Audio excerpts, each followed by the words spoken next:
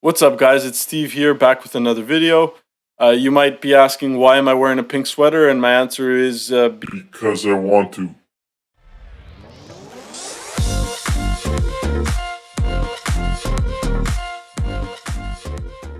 and look, I don't want to push you, but if it wouldn't kill you to subscribe, it would help a boy out. So let's start with the aesthetics of this mic, okay? I'm actually recording on it right now, and the whole video will be recorded on the mic.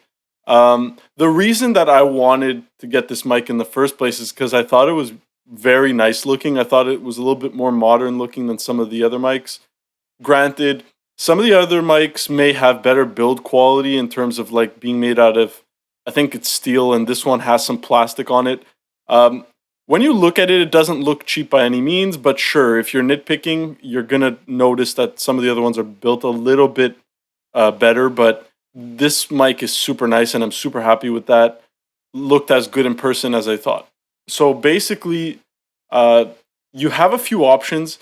I find the pop filter that they offer makes the mic look even cooler, but I wouldn't go for it because there's a built-in pop filter on this mic. So if I say like Peter, Pan, all those P words, it might not do as great of a job as if you had the pop filter, but I find it does an acceptable job and you don't need extra gear for it. So why not just handle it like this?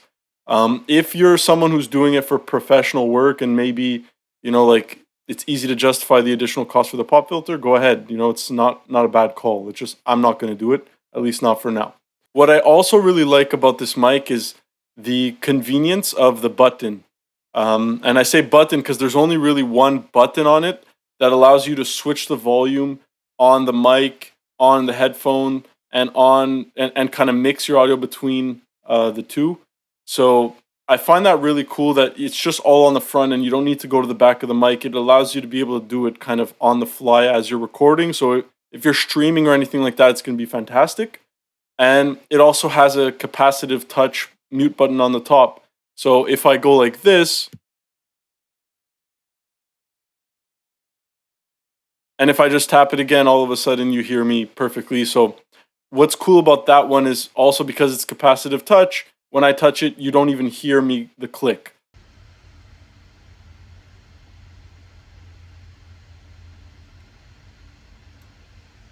Whereas if I click the actual button on the mic, you might hear it.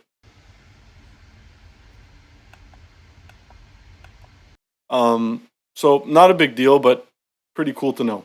So what really blew me away about this mic actually wasn't when I first opened up the box. So when I first opened up the box, I was like, oh, it sounds really good. Plug it in, started recording, and was just like, I don't know, not super convinced by the sound quality on this mic. And then I tried it again. I tried to see if it grew on me, and it just wasn't growing on me. My cousin also got the mic, and we were on Discord, and I was hearing his audio quality, and I was like, look, man, you sound good, but you don't sound that great, like, in all honesty. So he was kind of annoyed. I was kind of annoyed.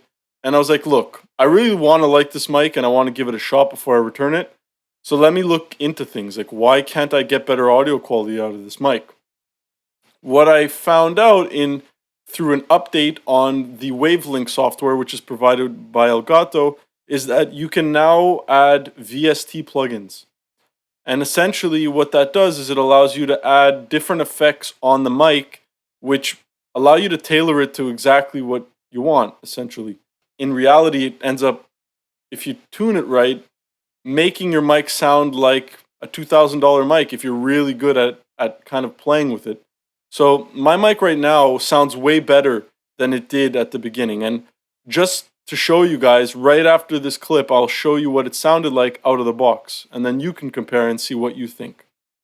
So now this is what it sounded like out of the box. By no means is it bad, but I just find it's not as beefy, just overall not as good. Let me know what you guys think. I'll also place a link to the video that kind of opened my eyes to this and that helped me set mine up the way I liked mine to be set up. So I'll show you that as well. So my overall thoughts on the mic. Not going to go into the software because I'm not using it for streaming and there's plenty of videos that do that already. So just get into the overall. It's just the built-in pop filter is super cool, super convenient. It's got a nice design, nice build quality, convenient buttons, and sounds really good when you use the VST plugins. So I highly recommend the mic. If you don't need a USB mic, you're going to get better sound quality out of an XLR mic. I have an AT4040 from Audio-Technica that's going to sound better than this one by a little bit if I edit them similarly or put VST plugins on them similarly.